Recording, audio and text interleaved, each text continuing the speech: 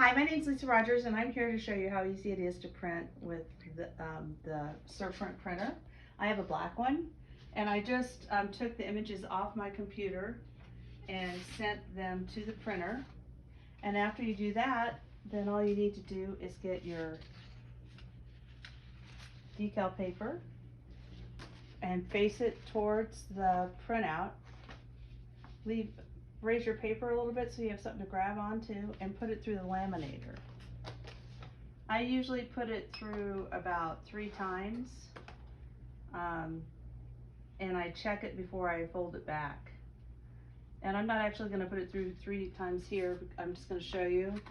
You just bend it back slowly, and you're ready to cut these out and slide them onto your piece. So let's go in the other room. Have these ready. I did these before at different temperatures. So this is at 1783. It's on porcelain, and the glaze was fired to cone 10. It needs to be a little bit higher, I think, to 1840, because you can sometimes see the halos of the cover coat.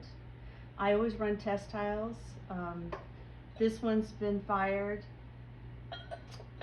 to 1783, and I'm probably going to put it back in and fire it to 1840.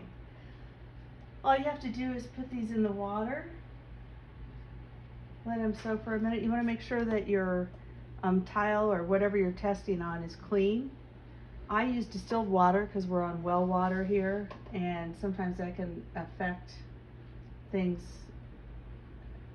in very surprising ways. So this is take just a second. The other thing that I should tell you about is after you do this, you need to let these dry for at least a day, depending on where you live, if it's drier. Because if there's any moisture underneath them, you can get bubbling. So let them dry completely. When you fire, you want to vent the kiln, fire it slowly. I think when you get the printer, there's a suggested firing that tells you the steps that you need to take when to raise the temperature of the kiln. So this will just slide right off here onto your piece. And I have these little red Cheryl ribs, and I want to work outward. And I usually take a towel and just put it on like that and let it dry. And I also put this out here. This is a platter I'm working on that I fired first the sepia tone to cone 1, and now I'm going to put the black in and fire it to 1840, and then I'll do my vintage decals and my gold on the edge, just so you can see the way the steps go. And that's all there is to it. Now, how easy is that? If you have any questions, give me a call.